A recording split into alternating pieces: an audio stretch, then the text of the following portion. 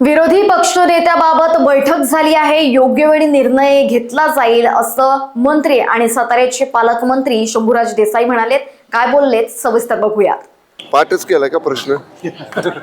उदय पाठांतरासारखा प्रश्न विचारतोय। नाही काय आहे हे बघा, काल याच्या बाबतीत जेव्हा चहापानाचा कार्यक्रम झाला त्याच्यानंतर माननीय मंत्रिमंडळ बैठक झाल्यानंतर माननीय मुख्यमंत्री महोदय आणि माननीय उपमुख्यमंत्री आदरणीय एकनाथजी शिंदे साहेबांनी या बाबतीत सरकारची भूमिका आपल्या माध्यमांसमोर स्पष्ट केलेली आहे की मुळात तर हा प्रश्न माननीय म्हणजे पीठासीन अधिकाऱ्यांच्या अखत्यारीमधला आहे। विधानसभेतला निर्णय घेण्याचा अधिकार माननीय विधानसभा अध्यक्ष महोदयांचा आहे आणि विधान परिषदेतला निर्णय घेण्याचा अधिकार माननीय विधान परिषद सभापती महोदयांचा आहे। त्यामुळे ते आणि त्या दोघांनी सांगितले की योग्य वेळी निर्णय या बाबतीतला होईल। विरोधी पक्ष नेता नसला म्हणून विरोधी पक्षाच्या बोलण्यावर बंधनं मर्यादा येत नाहीत ना। आम्ही पाहिले विधानसभेमध्ये विधान परिषदेमध्ये दोन्ही पीठासीन अधिकारी भरपूर संधी विरोधी पक्षाच्या सर्व सन्मान्य सदस्यांना बोलायला देतात।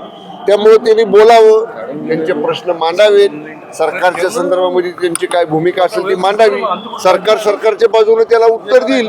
विरोधी पक्ष नेता नाही म्हणजे त्याला बोलता येणार नाही असं बिलकुल नाही, ते बोलू शकतात।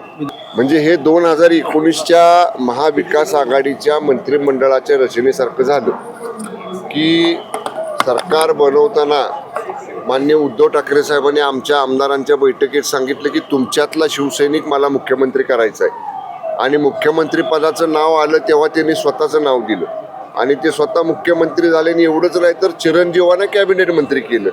त्यामुळं जर असं आदित्य ठाकरे साहेबांचं नाव विरोधी पक्ष नेतेपदाला पुढे येत असेल तर हा जो काय 2019ला सेना आमदारांना अनुभव आला तसाच अनुभव आता उभाटाच्या आमदारांना येईल।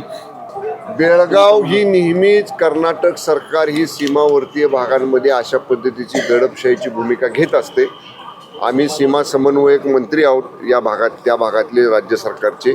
वेळोवेळी आम्ही आमची त्या बाबतीतली नाराजी किंवा आमच्या राज्य सरकारच्या विशेषतः मराठी बांधवांच्या संदर्भातल्या तीव्र भावना आम्ही त्यांच्या सरकारला कळवत असतो, पण वेळोवेळी त्यांना सांगून देखील त्याच्यामध्ये फरक त्यांचा पडत नाही।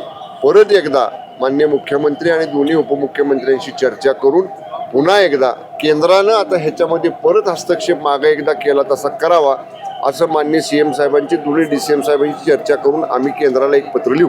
लोकवाहिनी न्यूज करिता पूजा येरगुडेसह अविनाश तोतडे, नागपूर।